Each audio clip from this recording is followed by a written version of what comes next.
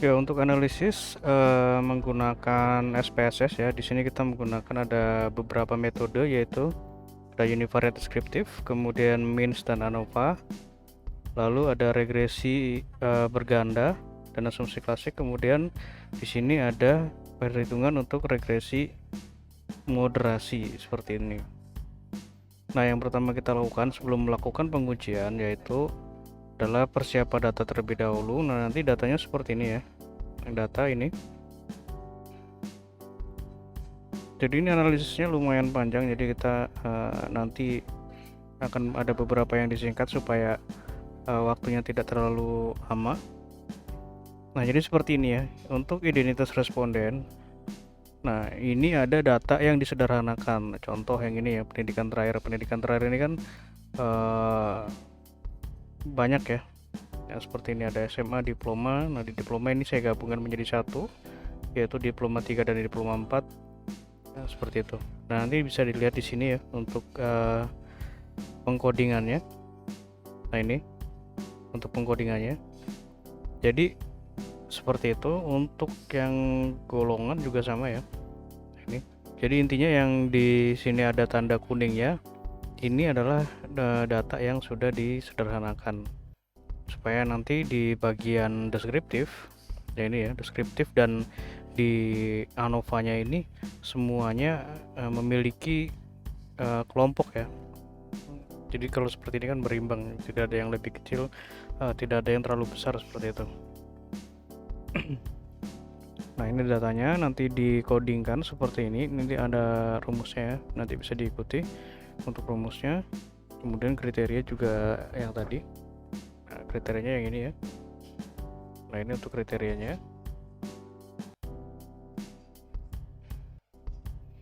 Nah, setelah datanya seperti ini, lalu kita buat seperti ini ya. Ini untuk total score. Nah, ini total score. Kemudian untuk kriteria itu seperti ini ya rumusnya. Nah, untuk kriteria di sini kita menggunakan nilai skor ya. Dari sini. Jadi skornya itu menggunakan rata-rata. Nah, jadi seluruhnya ini nanti di rata-rata. Nah, dari rata-rata ini nanti ditentukan kriterianya. Nah, kalau misalkan itu lebih kecil ya. Kalau lebih kecil dari nilai rata-rata ini ya, kalau lebih kecil dari nilai rata-rata maka kodenya satu itu kode untuk rendah ya. Nah, kalau misalkan lebih tinggi dari rata-rata itu kodenya 2, artinya tinggi, seperti itu ya. Nah, seperti itu untuk pengkodingannya. Nanti kita analisis menggunakan SPSS. Oke, seperti itu. Nah, untuk selanjutnya adalah kita buka aplikasi SPSS-nya. Nah, di sini saya menggunakan aplikasi SPSS versi 30, namun ini sama saja ya di versi berapapun.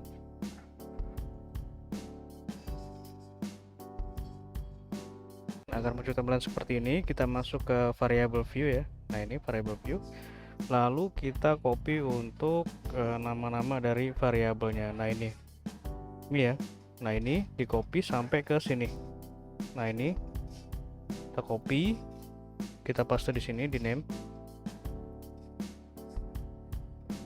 Nah, seperti ini. Kemudian kita masukkan keterangan dari namanya. Ini di sini di label. Nah, seperti ini. Kemudian untuk ini ya. Nah, untuk T ini artinya total score ya. Yang depannya ada T-nya ini adalah total score. Kemudian yang depannya K ini adalah nilai untuk kriteria. Nah, perlu diingat nanti jangan tertukar pada proses analisisnya.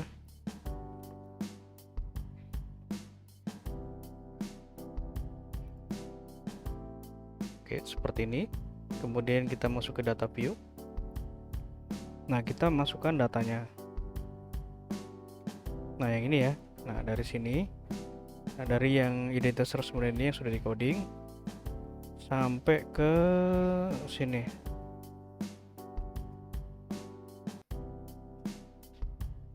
Nah, sampai ke sini. Copy. Lalu kita paste di sini.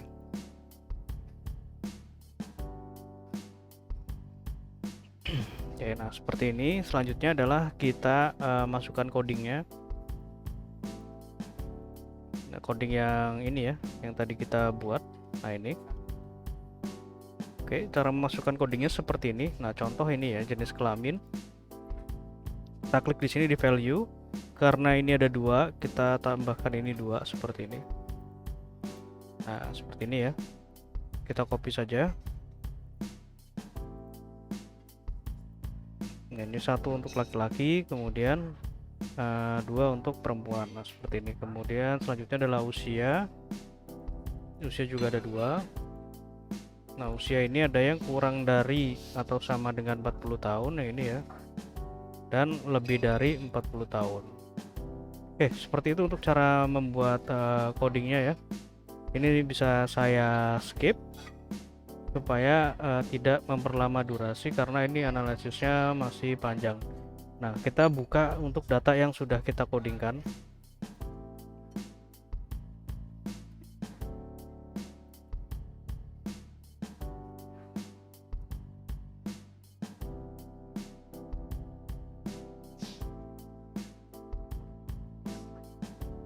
Nah ini ya yang sudah dikodingkan. Oke, yang pertama kita lakukan di sini adalah menguji deskriptifnya ya.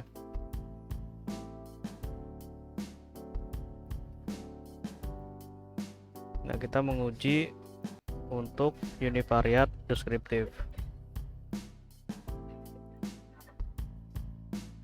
Nah caranya seperti ini.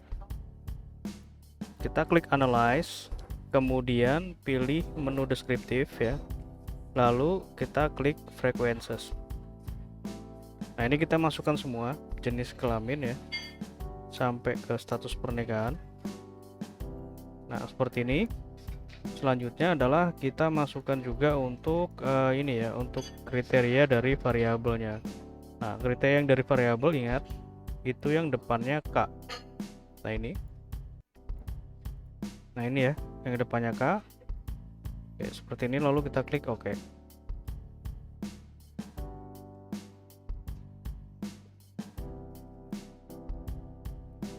Sebentar, kita hapus dulu. Nah seperti ini ya untuk hasil kriterianya. Nah, nanti tinggal ini di copy seperti ini, di copy kemudian dipaste di Excel.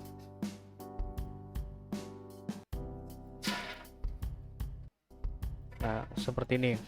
Nah nanti tinggal diinterpretasikan seperti yang saya buat seperti ini ya. Oke, seperti itu caranya. Selanjutnya adalah kita melihat ini ya, nilai dari min yang ini, min. Nah ini min dan standar deviasinya dari total skor variabel. Caranya analyze, kemudian pilih deskriptif, lalu kita pilih menu deskriptif ya. Nah ini kita masukkan total skornya, ingat yang depannya T ya. Nah ini, lalu klik OK. Nah seperti ini untuk nilai deskriptifnya ya. Nah ini ada minimum, maksimum, min, dan standar deviasi ya, seperti itu. Nah selanjutnya adalah untuk kita melakukan pengujian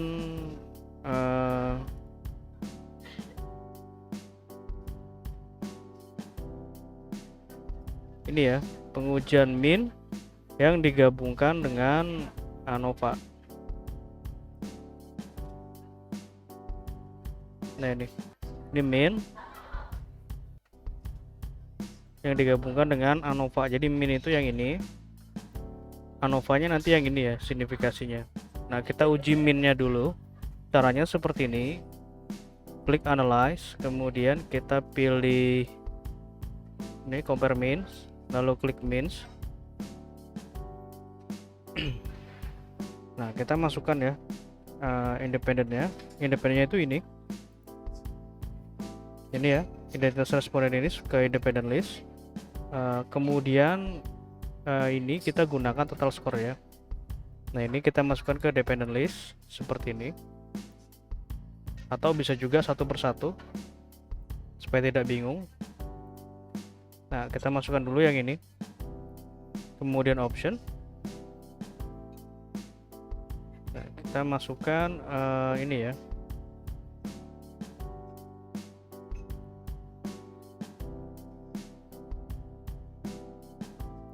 Nah ini kalau ingin kita masukkan min maksimum, kemudian standar deviasi sudah. Nah seperti ini saja. Kalau misalkan nanti masih kurang, nanti bisa dimasukkan sendiri ya kriteria apa yang ingin ditampilkan. Continue, lalu klik OK. Nah seperti ini ya teman-teman ya. Ini adalah hasil analisis min-nya. Di sini kita lihat ada min, standar deviasi, minimum, maksimum. Nah ini sudah terpisah menjadi dua berdasarkan kriterianya masing-masing. Contoh jenis kelamin. Nah ini ada laki-laki, perempuan, minnya berapa, deviasinya berapa. Kemudian untuk yang usia juga sama, ini juga sudah terpecah ya menjadi sesuai dengan kelompoknya seperti ini. Oke, selanjutnya tinggal diuji ulang untuk ke variabel yang kedua. Nah ini tidak usah diubah-ubah lagi ya, tinggal ini kita keluarkan, kita masukkan yang psikologikal. Oke, nah ini ya sudah muncul. Nah tinggal di copy lalu diinterpretasikan seperti tadi caranya.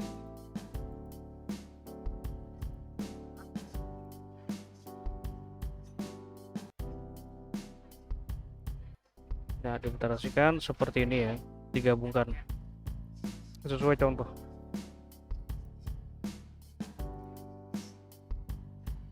Nah selanjutnya ini kan kita sudah ketahui ya, untuk min dan deviasi kita menghitung signifikasinya. Jadi signifikasi dari ANOVA tujuannya adalah melihat apakah ada perbedaan yang signifikan dari kelompok kriteria ini. Nah untuk ini kita menggunakan metode one way ANOVA. Caranya klik analyze, kemudian kita pilih menu compare means ini ya, kemudian pilih menu ini, bukan one way ANOVA, kita gunakan ini aja. Nah ini univariate supaya bisa banyak faktor ya, karena ini faktornya banyak. Nah kita masukkan ini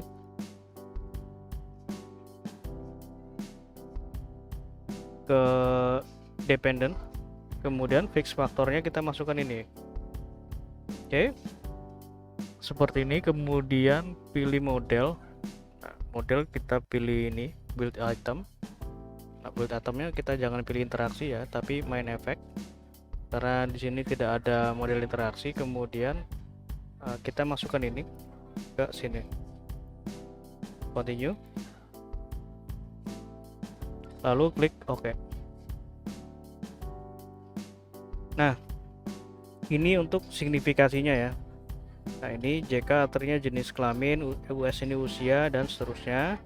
Nah yang sig-nya ini lebih kecil dari 0,05, maka di sini ada perbedaan yang signifikan. Kita lihat untuk nilai perceived organizational support yang signifikan terdapat perbedaan itu ada di JB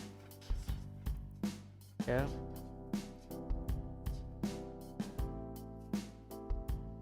Ada di JB. JB itu adalah jabatan. Nah di jabatan ini terdapat perbedaan yang signifikan. Oke, kemudian untuk variabel berikutnya sama caranya seperti tadi, compare means, general linear model, univariate. Nah ini kita keluarkan, kita masukkan ya seperti ini, lalu klik OK. Nah seperti ini. Nah ini ANOVA-nya. Oke, seperti itu ya untuk caranya.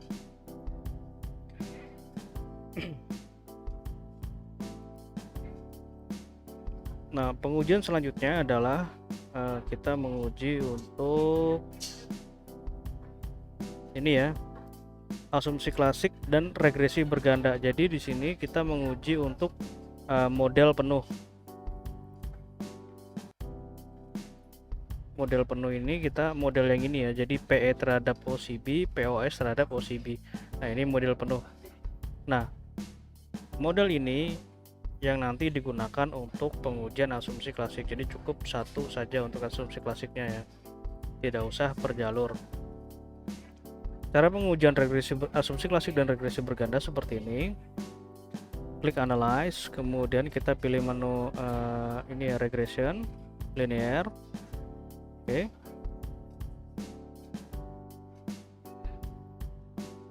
Nah, kita masukkan ini ya. Nah, ini ke independent. Kemudian customer oriented kita masukkan ke dependent. Selanjutnya statistik, kita centang ini culinary diagnostic, kemudian Dublin Western, lalu plots.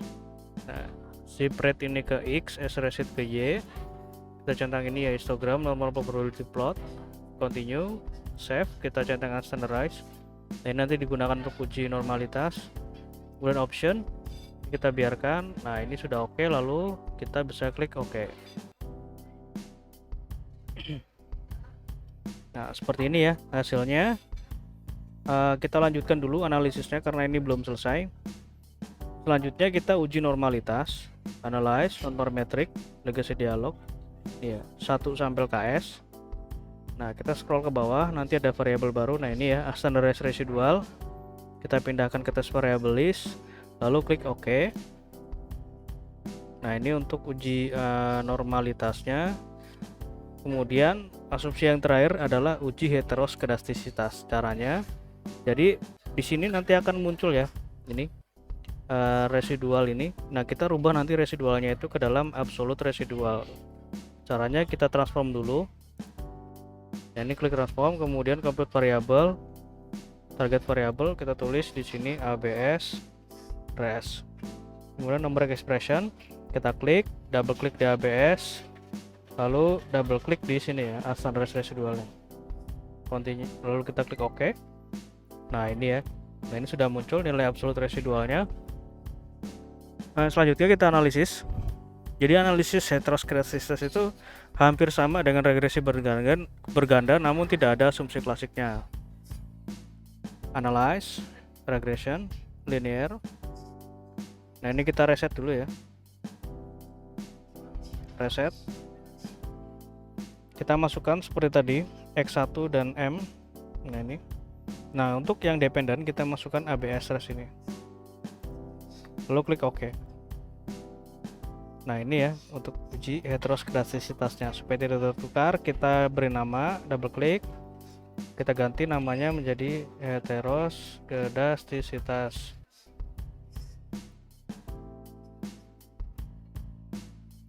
Nah, seperti ini.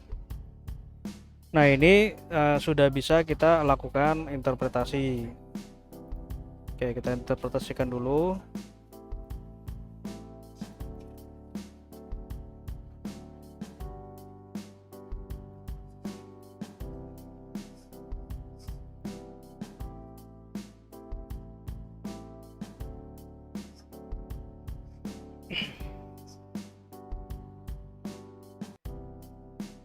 Nah, ini ya, pertama untuk asumsi klasik yang biasa saya lakukan adalah uji normalitas terlebih dahulu. Nah, untuk normalitas nanti bisa dilihat di tabel ini ya. Nah, ini tabel one sample Kolmogorov-Smirnov test. Nah, dikatakan normal jika nilai dari signya ini ya. Nah, ini yang ini dan Monte Carlo ini salah satu atau keduanya lebih besar dari 0,05. Nah, ini seluruhnya lebih besar ya. Maka data penelitian dapat dikatakan terdistribusi normal.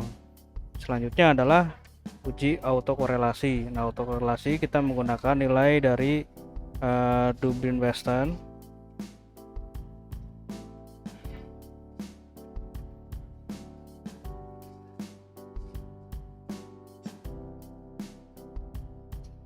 Nah, ini ya, dari sini sudah saya tampilkan juga untuk tabel Dublin Western ya. Nah, dikatakan tidak terjadi autokorelasi jika nilainya itu diantara ini ya, diantara 4 min DU dan DU. Jadi lebih besar dari DU dan lebih kecil dari 4 min DU. Nah, ini nilainya 1,85. Nah, ini sudah lebih besar dari DU namun masih lebih kecil dari 4 min DU, maka di sini tidak terjadi masalah autokorelasi. Kemudian untuk multikoleritas, nah kita lihat dari sini ya.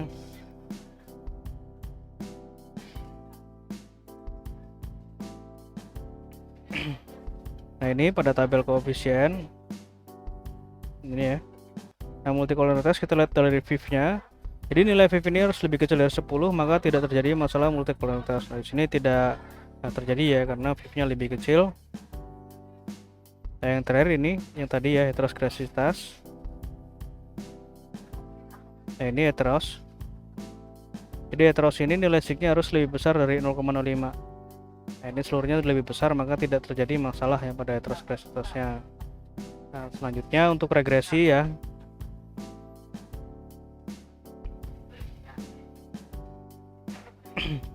Nah, yang pertama kita lihat di sini adalah tabel model summary. Nah, di sini ada nilai R square. Ini nilainya 0,410. Ini tergolong dalam kategori rendah. Namun ini tidak masalah ya karena untuk R ini tidak ada minimalnya, jadi hanya untuk melihat besaran pengaruhnya saja. Nah, ini nanti kriterianya bisa lihat di sini. Nah, R ini menunjukkan besaran pengaruh variabel independen terhadap dependen secara bersama-sama.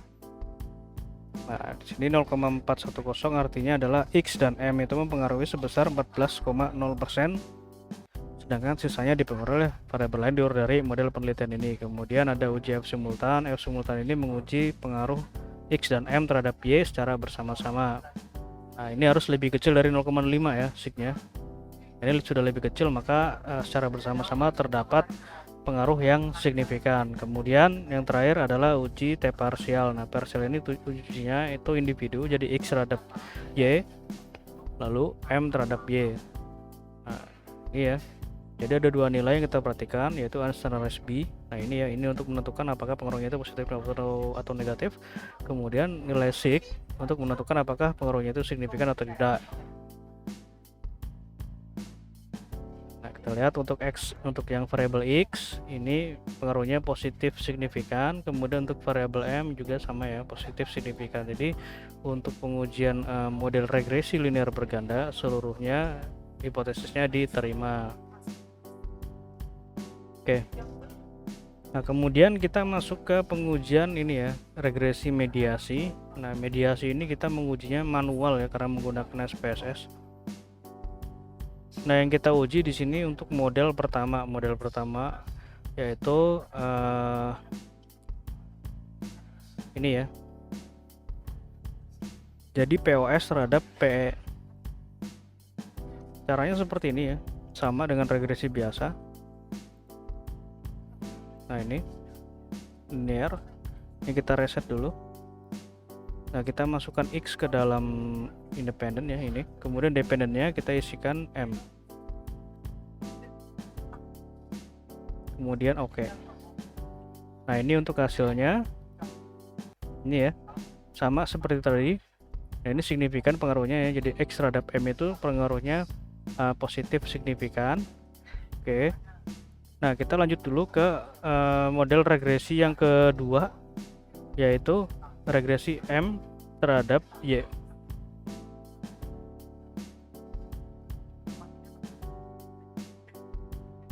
Nah, ini kita keluarkan. Ini M terhadap Y. Nah, ini hasilnya ya. Nah, signifikan, positif signifikan ya. Ini positif signifikan. Oke, jadi untuk yang model 2 ini positif signifikan. Nah, kemudian untuk hipotesis di sini kita menggunakan bantuan Sobel test ya. Nah, Sobel test kita bisa analisis menggunakan kalkulator Sobel.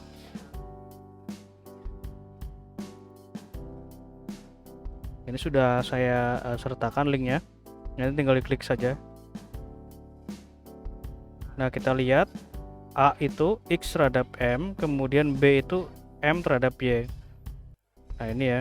Jadi A ini adalah nilai koefisiennya, SA ini adalah nilai dari standar error. Nah, kita masukkan nilainya. Nah, ini ya, X terhadap M. Nah, X terhadap M dulu. Nah, ini. Kita masukkan koefisiennya yang ini. Copy. Kita masukkan ke A.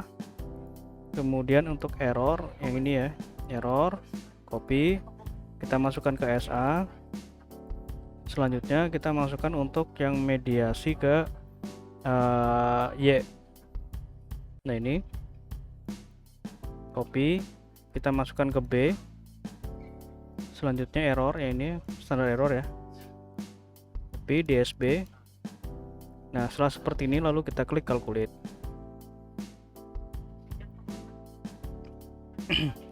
Nah, ini p-value-nya ya. Nah, ini artinya adalah variabel M ini mampu memediasi ya pengaruh X terhadap Y. Oke, seperti itu ya. Nah, kemudian untuk nilai koefisiennya berapa, jadi apakah variabel mediasinya ini memiliki pengaruh positif atau negatif. Nah, caranya seperti ini, tinggal dikalikan saja. Jadi A dikali B, ini ya, A dikali B hasilnya ini, jadi hasilnya positif, maka di sini untuk mediasinya itu berpengaruh positif. Selanjutnya dari pengujian ini kita buat kesimpulannya. Nah, ini kesimpulan untuk uji hipotesisnya ya, supaya lebih mudah dipelajari atau dibahas. Nah, H1 ini ya, H1 positif signifikan, H2 positif signifikan, H3 itu adalah X ke M ya, X ke M. Ini juga positif signifikan. Kemudian untuk yang terakhir ini mediasi ya, mediasi ini positif signifikan. Nah, ini mediasinya positif ya.